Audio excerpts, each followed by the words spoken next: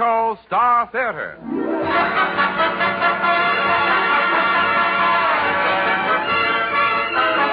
More than 45,000 Texaco dealers from coast to coast welcome you to an hour of mirth and melody. With our star comedian, Fred Allen, Kenny Baker and Portland Hoffa. Our guest, Anthony Polomeni, Major Bowles Amateur of the Month. The Martins and Al Goodman's Orchestra. It's Texaco time.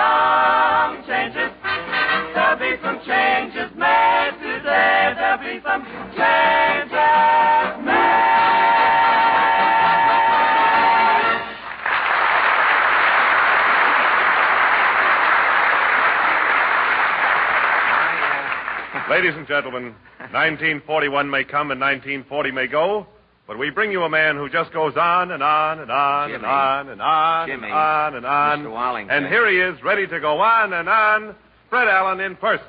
Thank you.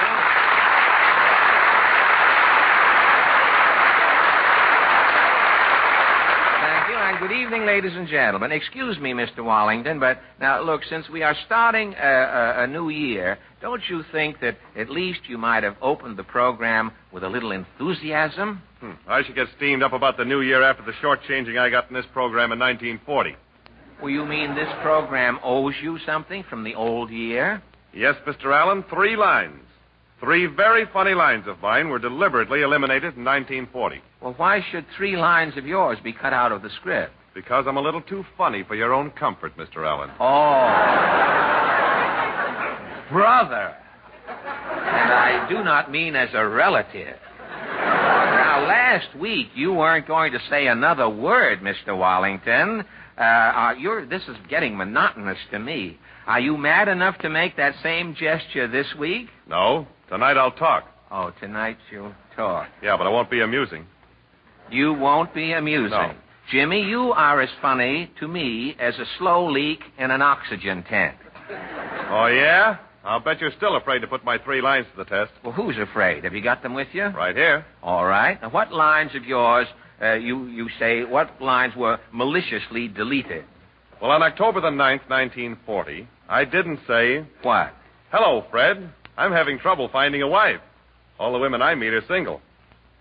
That's, now just read the lines. Don't contort your features there.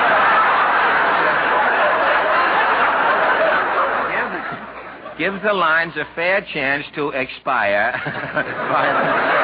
All right. Now, that was the first one you say was taken out. That's right. Now, November the 6th, this was cut. Yes? Hello, Fred. I just lost my wristwatch. On you, it looks good. That's 2. And on December the 18th, 1940, this line was purposely deleted. Which one? Hello, Fred. Do you need many men to start a tug-of-war? Nope. Only takes a couple of jerks. I didn't see what you did, but you did something there. Yes, you did. You did something besides just tell that thing. Well, now you know why Why, though, you did something with your shoulder blade. I'm not around there, but something with...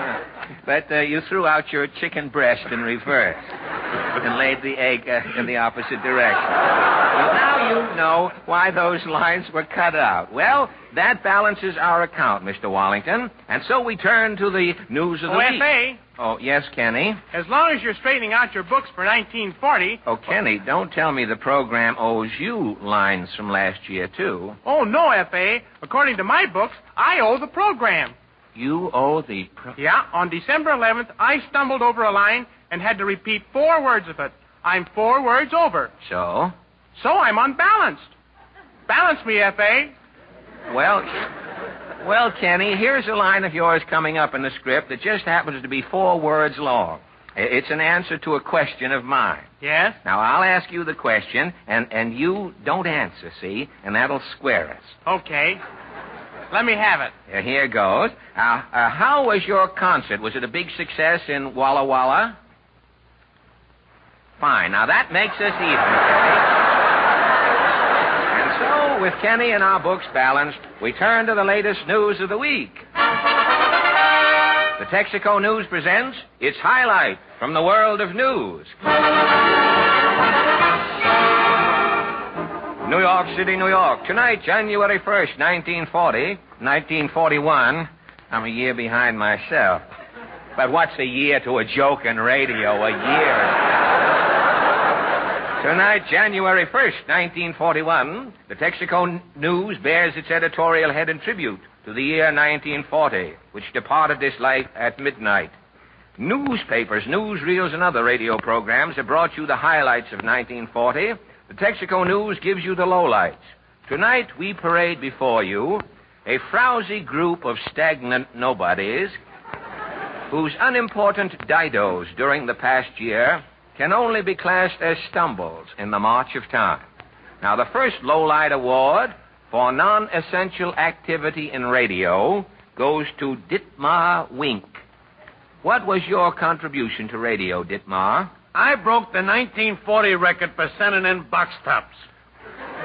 Well, congratulations. I sent in 30,000 box tops. Why? It was that Stumbo contest. What in the world is Stumbo? It's some powder that fizzes. It oxidizes your stomach. Well, I've heard of alkalizing. Well, this is oxidizing. It gives your stomach fresh air. Well, is that necessary? Oh, sure. Your stomach is in there hanging in the dark. It can't get no fresh air. Oh. Yeah, Stumbo takes care of that condition. I see. And what was this Stumbo contest? If you sent in 30,000 Stumbo box tops, they sent you a neon hall tree. A neon hall tree? Yeah, it keeps you from tripping over it in the dark. Say, it must be beautiful lit up. Yeah, it looks like the skeleton of a pear tree on fire. Well, tell me, you're ambidextrous, aren't you? I just noticed. You read on either side. Well, tell me, how did you ever collect the 30,000 Stumbo box tops? I was taking Stumbo every 10 minutes, 24 hours a day. Well, has it improved the condition of your stomach? How should I know? Well, it's your stomach. Not no more, it ain't. Or how come? They got it in a bottle at the Mayo Clinic. Very much. I hope you join it in the near future, Mr. Ditmar. A low-light award for work in the field of science goes to Professor Phoenix Tradd. What was your accomplishment, Professor Tradd? I astounded science by splitting the atom. You split the atom? Well, how did you do it, Professor? Oh, it was an accident, really. What happened? Well, What happened? I was in my laboratory. Yeah. I had the atom in my hand. I was fooling around with it. Yes? I happened to drop the atom. And? The darn thing split. Congratulations. Same as just an accident, don't you think? Well, I doubt if I shall ever know. But thank you for the inquiry, Professor Phoenix Tradd. A low-life award for achieving fame in New York Cafe Society goes to Colonel Magnus Creep. How old are you, Colonel? Well, I'm 82. And Cafe Society cited you? Yes, I got the loving cup right here. At 82, you won this loving cup in a contest. How did it happen? Well, sir, I was sitting around a night spot down in the village one night looking at the floor show and wishing. Wishing what? Wishing I was 40 years younger. Yeah, couples were jitterbugging, the band was jiving. The waiter tells me I'm wanted on the phone. And? I cut through the couples to get to the phone. Yes? Right in the middle of the dance floor, I throw a fit. Yes? My legs fly up, I get 2 strokes in a chill, I'm shaking and jumping. First thing I know, I'm in the chandelier. Did they send for a doctor? No, they pulled me down from the chandelier and presented me with this here loving cup. It's engraved. And what does that inscription say, Colonel? To the oldest jitterbug to jit in 1940. Well, thank you, Colonel Magnus Treat. Jimmy Charleston? No, it's certainly... No, wait. We haven't any chandeliers here. You'd have to fake it on the ceiling. But the woman who had the most trouble in 1940 was Miss Dora Dreen. What misfortune befell you, Miss Dreen? It's just been one calamity after another all year. You poor thing. What happened? Well, first I was hit by a bus.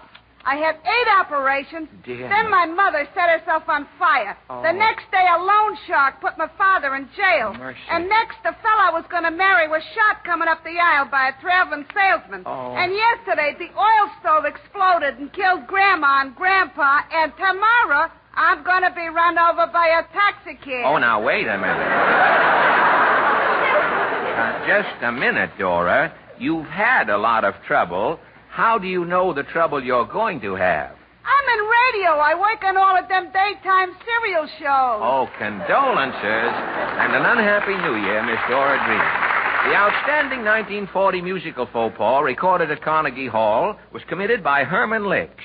You are a member of the Symphony Orchestra, Herman? Nah, I've been playing with Solid Sam and his 7 Senders.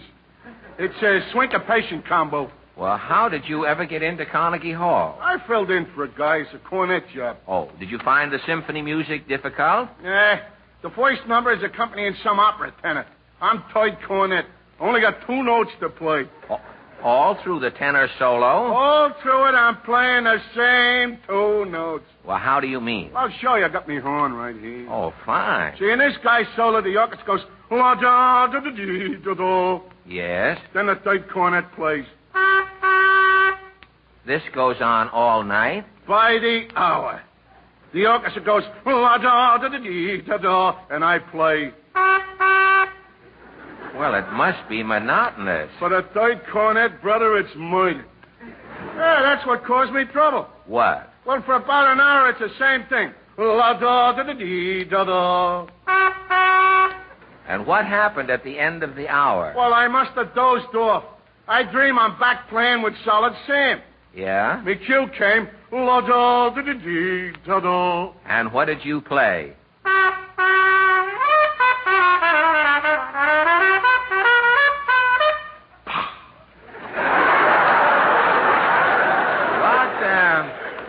And what happened? Well, the tenor fainted. 2 dowagers started a conga in the aisles. It was pandemonium. Are you still playing? Yeah, I'm playing tonight. You're playing third cornet at Carnegie Hall? No, I'm playing pinochle in the Union Club room. Well, thank you, Herman Lick. And now for his first song of 1941, Kenny Baker has consulted his Gilbert and Sullivan library, and from the Mikado, Kenny sings A Wandering Minstrel I.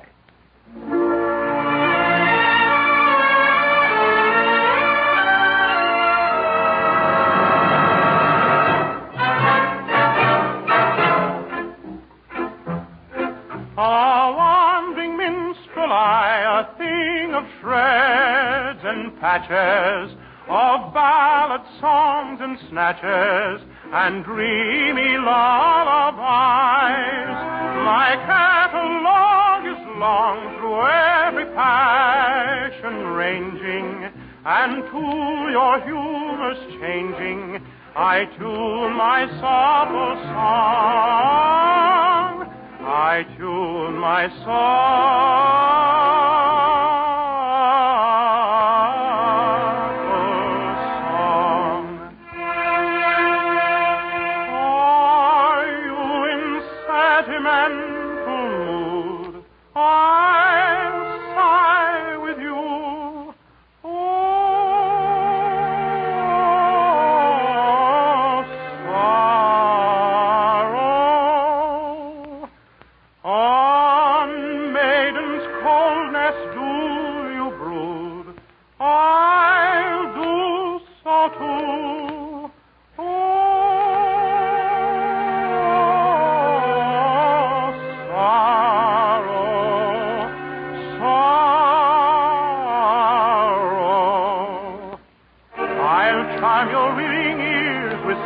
of lovers' tears, while sympathetic tears my cheeks bedew.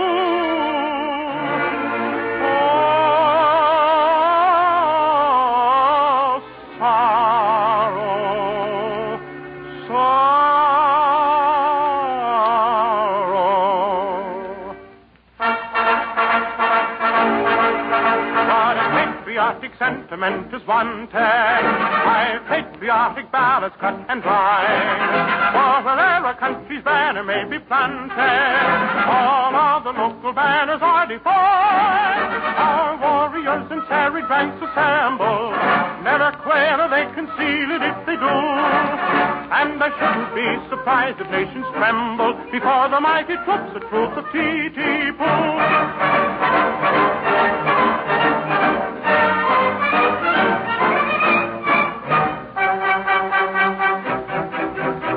And if you call for a song of the sea, we'll heed the capstan rod. With the yo-heave-ho, for the wind is free. Her ranks a trip and a helm's a lee. Hubs off the homeward bound.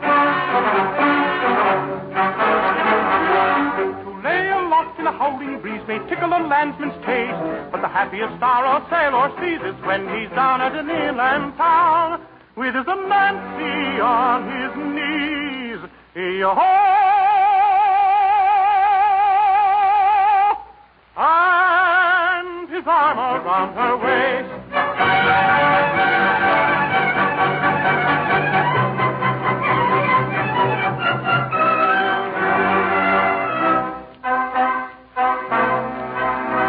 A wandering minstrel I, a thing of shreds and patches, of ballad songs and snatches, and dreamy lullaby,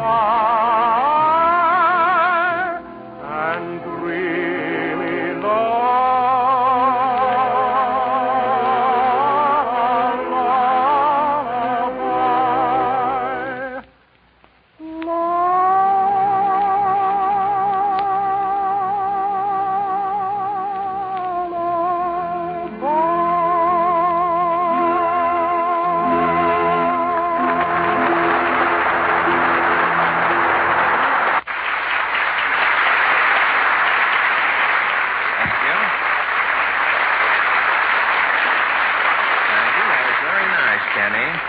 And now, I just saw something here. A low-light award, ladies and gentlemen, we overlooked during the Texaco News, and it goes to the worst poet of 1940, Elizabeth Barrett Sagging. What sort of verse do you create, Miss Sagging? I'm sorry. Automobile epics, mostly. Mm-hmm. I'm known as the puncture-proof poetess. Mm-hmm. The work I'm reading tonight is called A Fool There Was. Well, that sounds like Kipling. Purely coincidence. I've never kippled. Well, neither have I. We have something in common. Well, might we hear your poem? Oh, indeed.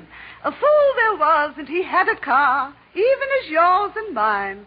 He loved its ignition, its shatterproof glass. But what was this car that he thought had such class?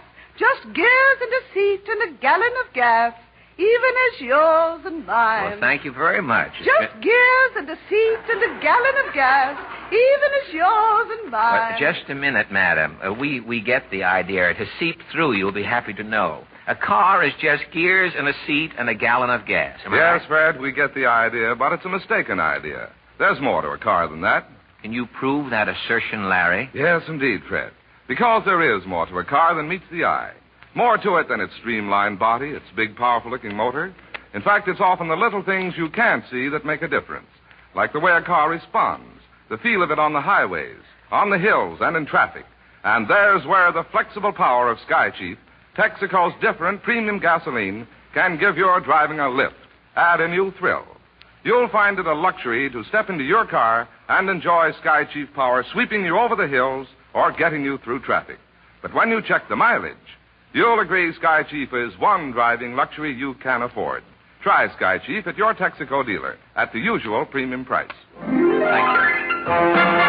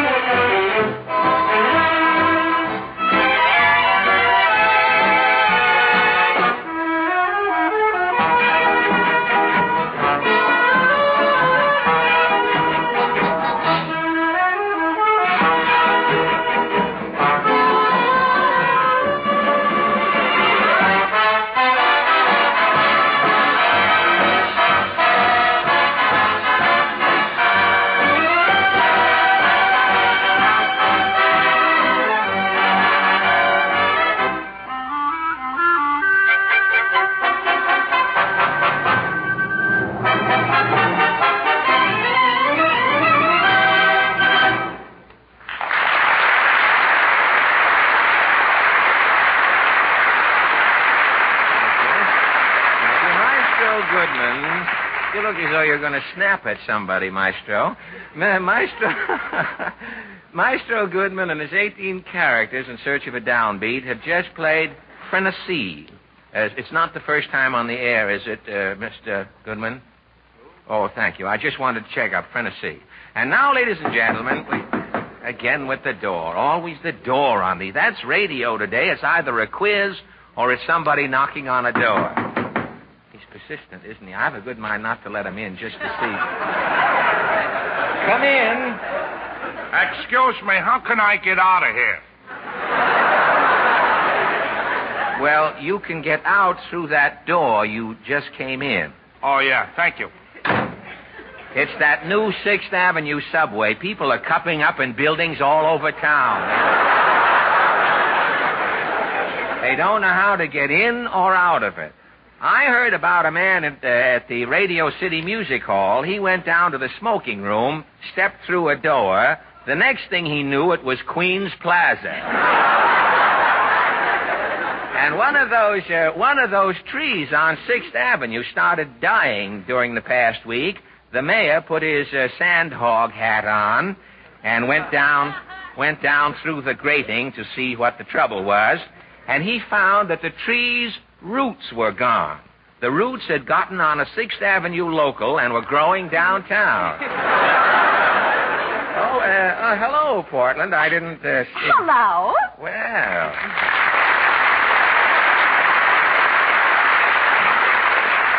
Say, you look nice and chipper to start 1941. Yes, I guess nearly everybody is under the weather after celebrating last week. Last week? Oh, I mean last night. Yes. Time goes quickly enough here while we're here on Earth without you kicking it away in the script there. Do you want to try it over? Uh-huh. Well, I guess nearly everybody is under the weather after celebrating last night. Yes. Yes, after celebrating last night. Yes, there are so many people at home with big heads around the country today. You know, they changed the whole radio routine. How do you mean? Well, instead of Boulevard going on the air every half hour today, Alka-Seltzer has been broadcasting every 15 minutes.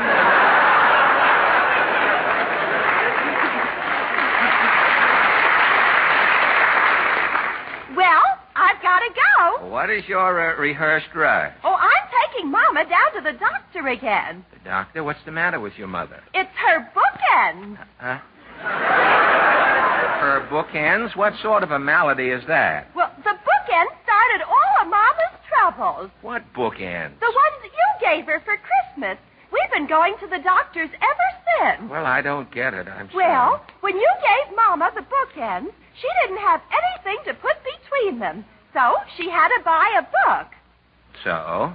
So, as long as Mama had the book, she thought she'd read it. So? So she found out her eyes were bad, and Mama had to get glasses. So? So Mama put on her glasses and tried to read the book, but her tongue was dry. Well, what has a dry tongue got to do with reading? Mama couldn't wet her thumb to turn over the pages. So? Mama had to go to another doctor. And? He put her on a liquid diet. Today, Mama'll know. Know what? If her tongue is moist enough to wet her thumb to turn over the pages in her book. Well, all right, and goodbye. Goodbye? I haven't introduced our guest. Well, I'm going to take care of that tonight, and you are excused. This evening, ladies and gentlemen, we welcome... This evening, ladies and gentlemen, we welcome Major Bowes, Amateur of the Month. He's a young man who scored a sensational hit on the Major's program recently, and tonight he makes his professional debut as our guest. Ladies and gentlemen, may I present Anthony Polamini.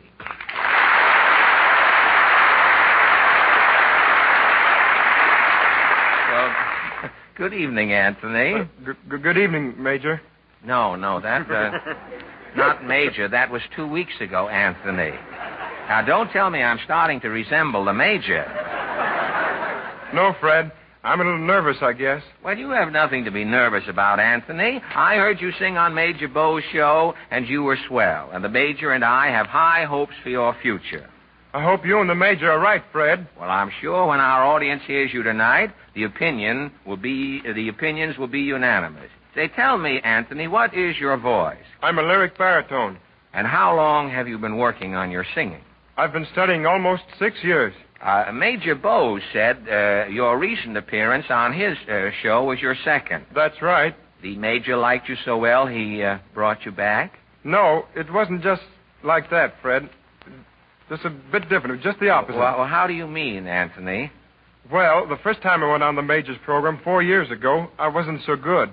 Oh, a little bird told you? No, the Major told me. Oh, there's a little difference, isn't there? Well, what did he say? The Major said I needed a lot more study. And you returned to your scales? I studied 4 years, and then I went back to the Major just to show him. Well, you certainly did show him. Now, how old are you, Anthony? I'm 22. And your ambition, like most young singers, is to sing at the Metropolitan, right? Yes, Fred, except that I would like to specialize in comic roles like Don Pasquale and Figaro. Well, are you going to sing an aria from one of these operas? Yes, Fred. I'd like to repeat the one I did for Major Bowes from The Barber of Seville. The Major liked that one, didn't he? Oh, yes. The second time, Major Bowes said a lot of nice things. Well, Major Bowes is a wonderful man, Anthony. Did you know that Major Bowes is not his real name? Did you ever hear how the Major happened to acquire his nom de plume? No. Well, I'll tell you. Major Bowes' real name is Colonel Phineas T. Higginbotham. About 10 years ago, the Major, or Colonel Phineas, rather, was traveling through the West selling a termite destroyer for totem poles. Well, sir, he stopped off overnight in a small Indian village. And as the Colonel was resting on the porch of his trailer in the cool of the evening, 2 stunted Indians came up to him and offered to make some genuine Indian souvenirs for the Colonel at a slight fee. Well, Colonel Phineas agreed, and next morning, while he was having breakfast, 2 sets of beautifully decorated bows and arrows were delivered to him at the camp. Colonel Phineas went out on the porch of his trailer to pay off the 2 Indians who were waiting there for their wampum. He asked the red men what work each had done. The first Indian said, "Whittle your arrows." The second Indian said, "Major Bowes." Well, sir...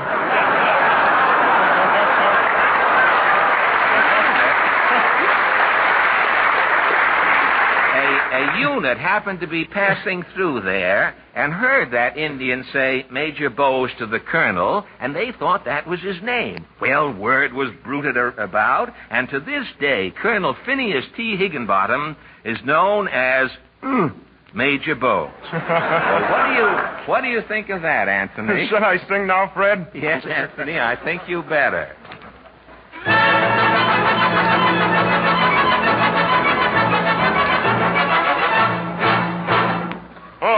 Bravo Figaro, bravo, bravissimo, bravo.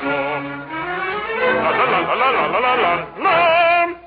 Resta bottega che l'albeggia, bravo. La la la la la la la la la.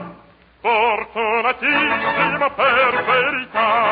Fortunatissimo per verità. La la la la la la la la la la la la la la la la. Pronto per tutta la notte e il giorno, sempre d'intorno in giro sta. Signor Cuccagno, per un barbiere, vita di nobile non ci dà. La la la la la la la la la la la la la la la la la la la.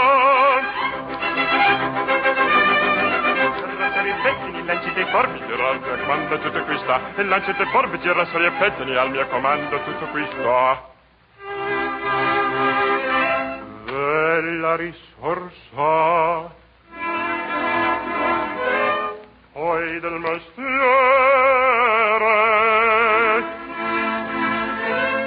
con la donnetta, col cavaliere, con la donnetta, la la la la la la la la, col cavaliere, la la la la la la la la la la la la.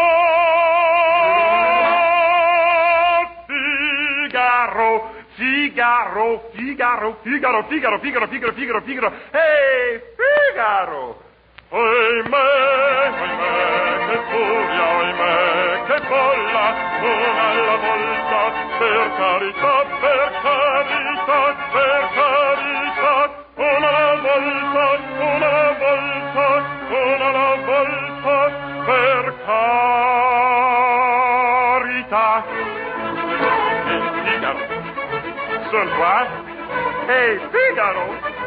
Sono qua, Figaro là, Figaro qua, Figaro là, Figaro su, Figaro giù, Figaro su, Figaro giù. Prontissima, sono come il bambino, sono il facodon delle città, delle città, delle città, delle città, delle città.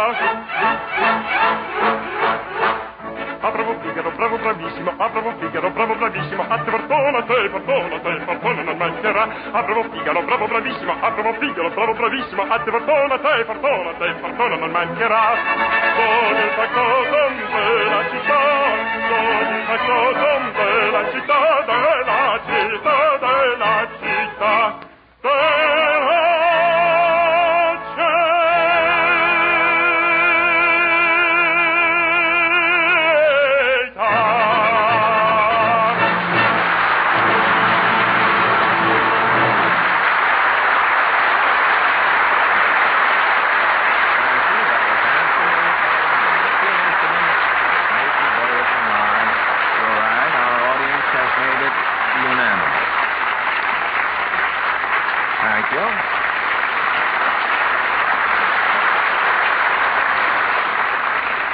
Tonight, ladies and gentlemen, you are invited to join the Allen Anti-Worry League. No more furrowed brows, no more gnawed fingernails, no more... Wait just a minute, Fred. Just what is this Allen Anti-Worry League?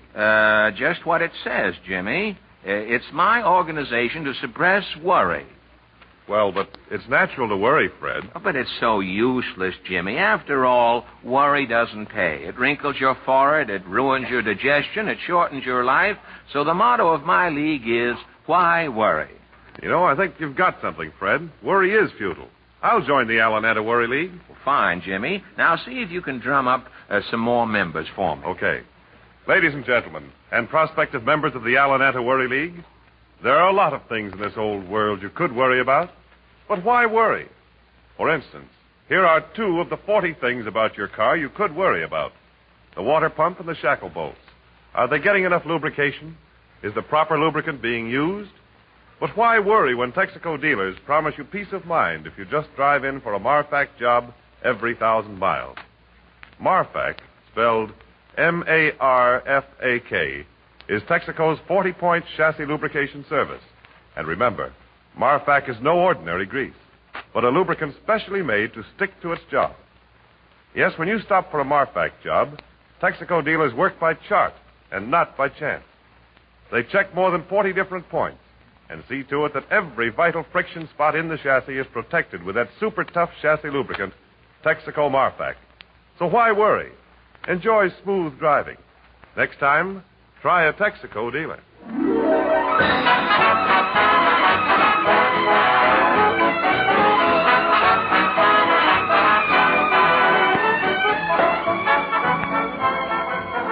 The Texaco Star Theater continues immediately after a short pause for your station identification. This is the Columbia Broadcasting System.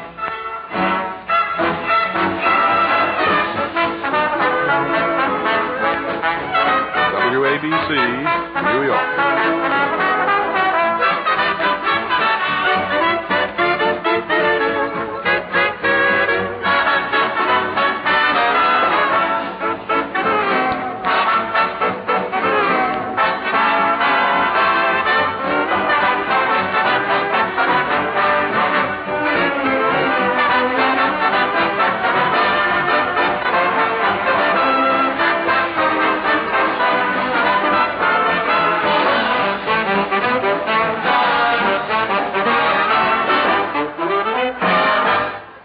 That was a small order of sugar pie cut by the only conductor in radio who gets laughs while he's conducting yet. A small order of sugar pie cut by Al Goodman and his Pastry Philharmonic. And now, ladies and gentlemen, we turn to Kenny, wake up. Hey, Kenny, wake up. What? Well, wake up. Now, you can't doze off in the middle of the program like this. Oh, I'm sorry, F.A. I'm all in. I must have dropped off.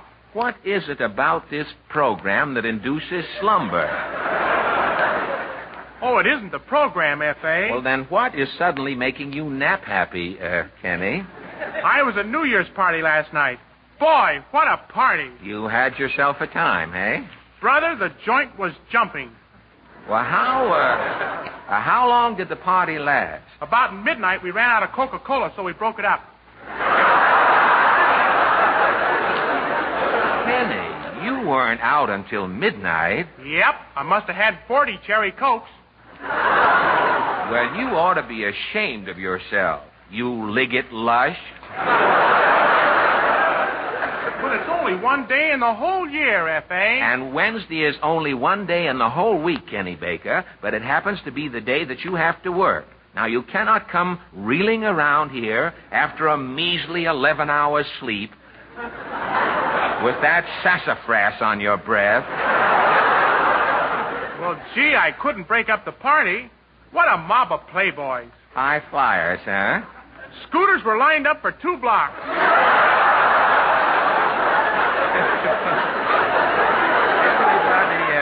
Everybody dressed, of course.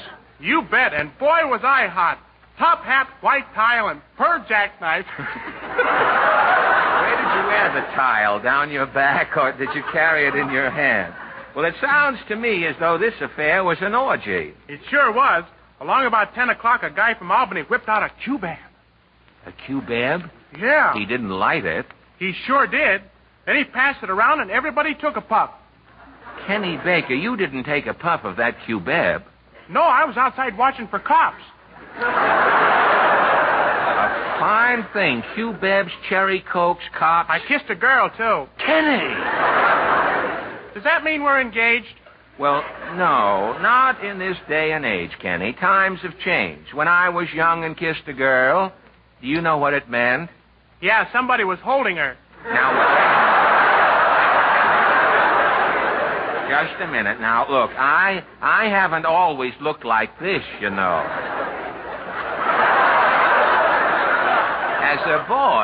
As a boy, these bags under my eyes here used to blend into the cheeks like that, you see. They didn't hang down like they do today? Oh, no, none of that. Why, I had long, wavy eyelashes and big, bushy eyebrows.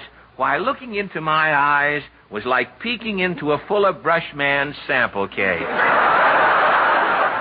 But don't change the subject now, Kenny. I'm finding out about this debauchery of yours. Portland. Yes, Mr. Allen? Didn't you promise me that you would keep an eye on Kenny? Yes, I tried to keep him from going to that party last night, but Kenny has a mind of his own. What did he do, rent it for the evening? Why, this roistering has got to stop. Now, I have to find a way to make Kenny turn over a new leaf. This is New Year's, Mr. Allen. Kenny should make a resolution. Hello?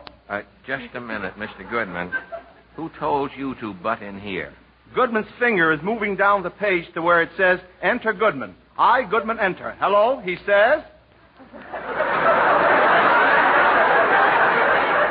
What a reading. The Milton Cross of the Minsk-Odessa Network. Mr. Goodman, we're all starting the new year off right. Will you join us in a resolution? Nothing doing. And this I am saying in all sincerity. What have you got against resolutions? You think my family left the old country because there they had daisy chains? The word is resolution, not revolution. Resolution, revolution, as long as you keep running. Mr. Goodman. Whom I happen to be. We know who you are. One more word out of you, Mr. Goodman, and it will be from an ex-employee. One more word from a certain party, and I, Goodman, become automatically a picket. Well, I give up. Where were we? Oh, yes, our New Year's resolution. Oh, it's pretty hard to keep a resolution. I've got a resolution I bet I can keep. What is it, Kenny? I resolved never to break the traffic laws on the island of Yap. Where is the island of Yap? It's in the South Seas. I saw it in a travelogue. The island of Yap? Well, what sort of a test of willpower is that if you're never going there? With my agent, do I know where I'm going to sing next? When visiting the island of Yap in the South Seas, to my brother-in-law, say hello. What? 2 lines and he's got laryngitis. A man has 2 lines. His throat is gone. Your brother-in-law... What is your brother-in-law doing on a South Sea island? Say, when they deport you, it ain't a far rock away. Oh, that brother-in-law. Well, how is he getting along in the tropics? Already he's got a Broadway connection. Doing what? He's auditioning Coconuts for Sloppy Joe's. We're not getting any place with Kenny's resolution. Kenny's getting too pessimistic, Mr. Allen. He should make a resolution to be more happy. It's too late now, Porty. I'm a bitter boy. And why are you a bitter boy, Kenny Baker? Why did you get into all of that trouble with Dennis Day, overpaying that sightseeing bill and the other running around stuff? What is it that causes all of your worries and is making you unhappy today? I give up. It's money. Is it? Kenny, how many times have you told me that the happiest days of your life you spent as an errand boy working for the A&P? Yes. Those were the days. Pushing my little cart along, weaving in and out of traffic, singing merrily. You see? Now today you clink when you walk. You have money. Money has robbed you of that happiness, Kenny Baker. You think so, F.A.? Well, I know so. And if you want to be happy during 1941, there is only one resolution you should make. What, F.A.? Now, you resolve not to take any increase in salary this year. But that's not up to me, F.A. Suppose you insist on giving me a raise. I'll cooperate. Now, I won't offer Oh, I don't want to put you to any trouble. you. No sacrifice is too great, Kenny. After all, your happiness is at stake. Oh, but I'm thinking of your happiness, F.A. 2 schmoozers. Who are they kidding? Now, quiet. Mr. Goodman. Look, Kenny, to ensure your happiness in 1941, here is my first New Year's resolution. I resolve not to give you a raise. And I, Kenneth Baker, resolve that during 1941, I will not take a raise. It says in the script. A shrewd move, Kenny. But now you can recapture that pixie outlook, a measure of that supreme contentment that was yours as an errand boy for the A&P. And now for your song. Tonight, ladies and gentlemen, Kenny Baker... Oh, Mr. Allen. Yes, Kenny? I don't want to be a pig, but I would like to go even further with that resolution. Further? Yes. If I'm going to be as happy as I used to be, I wish you'd take $2 off my present salary. $2 off your present salary will make you happy as of yore. Why?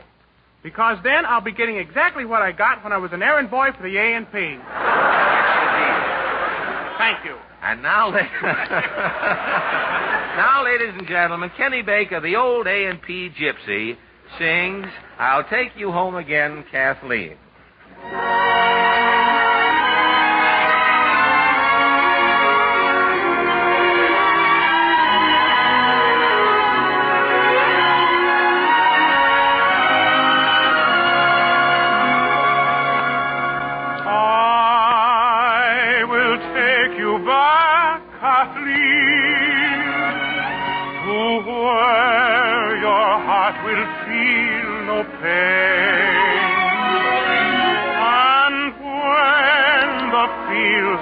Fresh and green, I'll take you to your home again.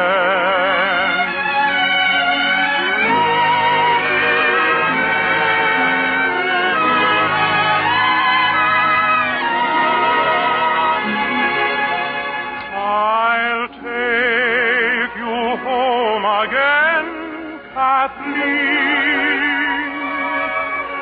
across the ocean wild and wide, to where your heart has ever been, since first you were my bonnie bride.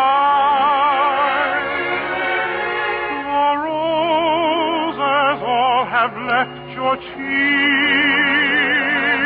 I've watched them sigh. Your voice is sad whenever you speak, and tears bedim your loving eyes. Oh, I will take you back, Kathleen,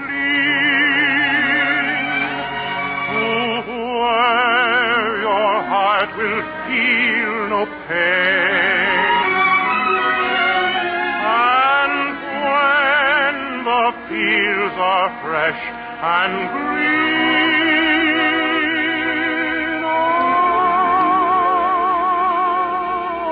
I'll take you to your home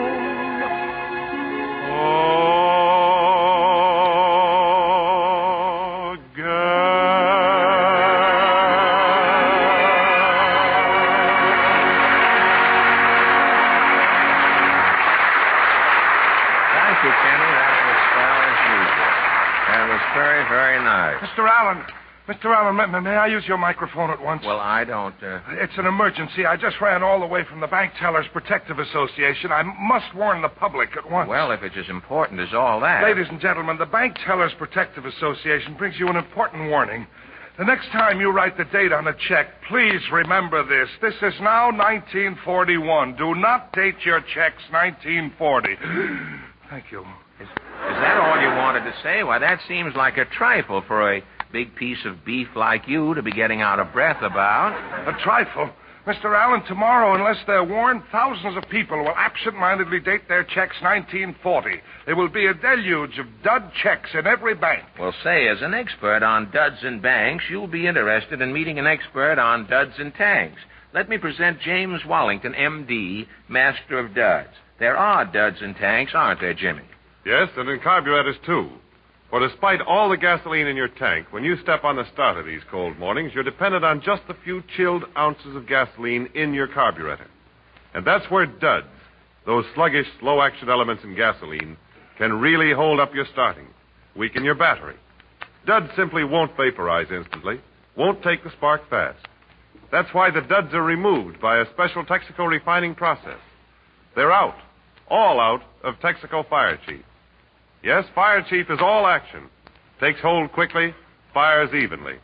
Your engine picks up, warms up fast to full power. Next time, try a Texaco dealer and famous Fire Chief at regular gasoline prices. Remember, there's not a dud in a tank full.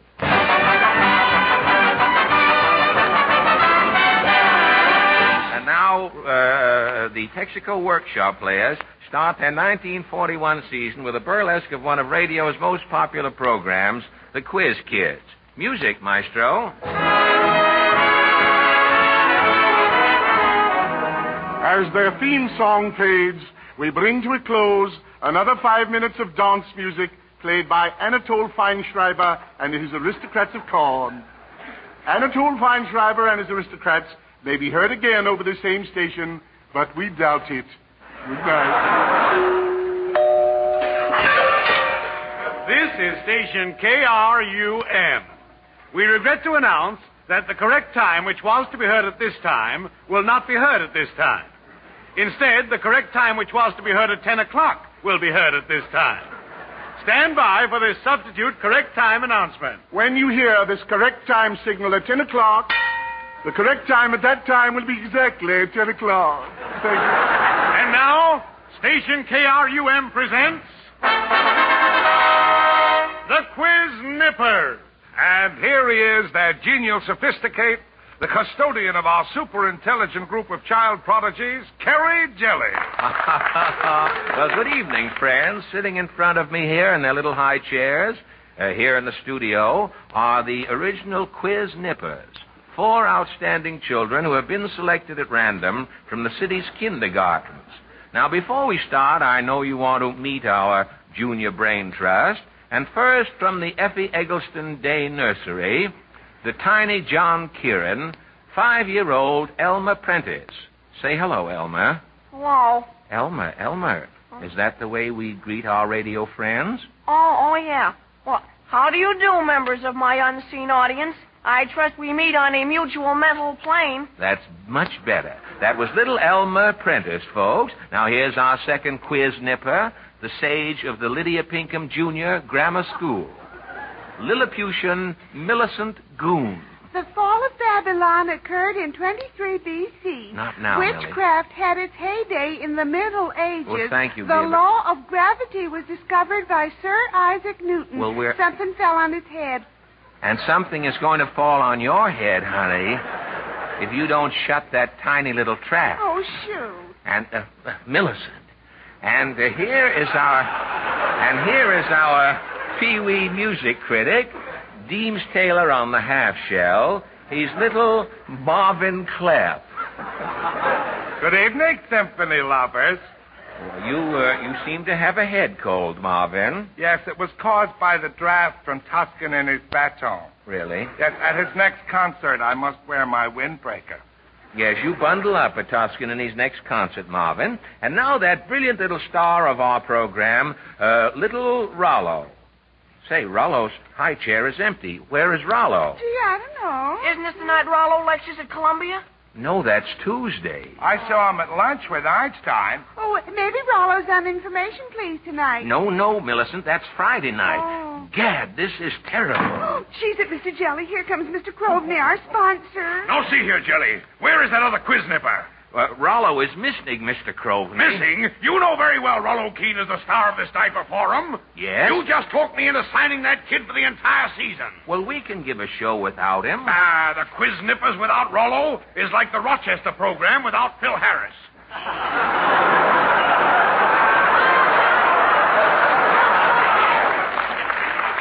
We're on the air, Mr. Crovney. Well, you better stop what's left of the program. I'll go out and look for Rollo. Yes, sir. And if I don't find him, Jelly, tomorrow you'll be back calling all men to Barney's. Goodbye. Well, that's an unrehearsed program for you, folks. Anything can happen. Well, I guess we'd better get going with our quiz. Are we ready, nippers? Yes, Mr. Jelly. Now, all right. Until Rollo gets here, we'd better try some easy questions. And our first question, kiddies, comes from Merton of Woebegone, Oregon. And the question is, can you complete the following quotation? A stitch in time saves what? An appendix patient? No, Marvin. Has it any geometrical significance, Mr. Jelly? No, Elmer. Well, this question is really too childish for your super minds, kiddies. I think I really should give you a hint. Now, the answer is a number. Is the number 7? No, a stitch in time doesn't save 7, Millicent. You said it was a number. Yes, but the number we want is not 7. It is near 7? Yes, the number is between 7 and 10. It is not 8. It is 9? 9 is correct, Marvin. You little wonder kiddie. Amazing little shavers, aren't they, folks? Now, attention. Looks like somebody opened Ripley's back door. Now, attention, kiddies. This next sticker comes from Mrs. Higgimus Hoggimus of Gopher Hole, Montana. Mrs. Hoggimus wants you to name 4 pairs of famous lovers mentioned in history. Millicent? Romeo and Juliet. That's 1. Marvin? Antony and Cleopatra. 2. Elmer? You and the sponsor's wife. Quiet. I saw you behind the water cooler. You weren't hugging a Dixie cup. Witty little runt, isn't it? Well, we lose our first question, kiddies, and that sends $2 to Mrs. Higgimus Hoggimus. Oh, golly. Yes, we're not doing so well, kiddies. If Mr. Jelly pays out much more money tonight, he's not going to have enough money left to buy our ice cream sodas later. Oh, gee, I bet if Rollo was here, we wouldn't be missing these questions. Now, don't mention Rollo's name to me. I wonder where that little rat is. Oh, look, Mr. Jelly. Here's Mr. Crovney. And Rollo's with him. Hello, Rollo. Mr. Crovney, thank heavens you found Rollo. Yes, I found him, Jelly. But a fat lot of good he is to us now. You mean something's wrong with the world's smartest sprat? You'll see what's wrong in a minute. Come over here, Rollo. Say something. Hello, Mr. Jelly. I'm sorry. I'm late. Hey, what was that? A mixed duet? Mixed duet, my foot. Rollo's voice is changing. Yeah, I start talking soprano and I wind up... Talking bass. It's mortifying. This is an adolescent crisis, Mr. Crowley. You should have foreseen this, Jelly. But no, Rollo was our biggest attraction. I had to sign him for the entire season. What good is this brat's contract now? Oh, yeah? Try and bust my contract. You'll see how good it is. I'll get Leibowitz. That's what I'll do. And the kid's a cad. He's got us with his voice now. Jelly, if you don't get this kid's voice back up in his nose until his contract runs out, I'm firing you and the whole show as of now. Say, I've got an idea, Mr. Crowley. The power of suggestion. The power of... suggestion? Yes, Rollo. For my sake, for your sake, for the sake of the whole program, concentrate. Concentrate? Yes. On what? Well, on childish things. If you think young, you'll talk young, Rollo. Yeah. Now, think of a yo-yo. A yo-yo. Yes, sir, a yo-yo. Think of a top. Top. Yes, sir, a top. Oh, wonderful. You think this yogi stuff will do the trick, Jelly? It's got to, Mr. Crowley. Oh, I've got a movie magazine here. Yeah? I want you to look at these movie kids' pictures, Rollo. Yes, Mr. Jelly. Now, look, here's Baby Sandy. Oh, boy, Baby Sandy. Here's little Shirley Temple. Oh, Shirley Temple. And here's little Mickey Rooney. Oh, boy, Mickey Rooney. Congratulations, Jelly. Rollo's voice is up again. You saved the show. Yes, Mr. Crowley. Just one more movie star's picture, Rollo, and you're cured. Yeah, Mr. Jelly. Turn a page. All right, Rollo. Yeah, was it? Gad, his voice. What picture is he looking at? Hedy Lamarr. Hedy Lamarr. For heaven's sakes, Rollo, stop looking at that picture. It's too late, Mr. Jelly. Today I am a man.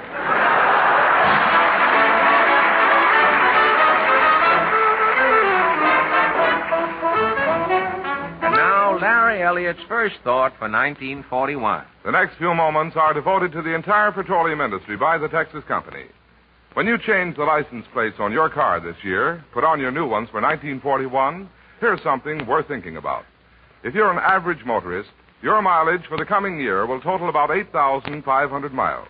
But note this fact. The average motorist today, compared to the average motorist in 1920, travels 4,250 miles each year for nothing, as far as the cost of gasoline is concerned. Because the price of gasoline, minus taxes, has come down 50% since 1920. Yes, gasoline is cheap. But that's not all.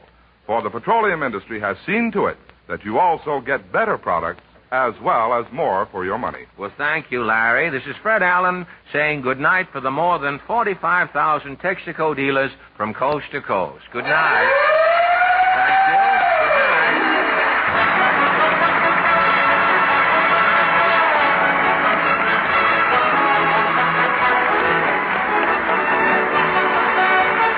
This is the Columbia Broadcasting System.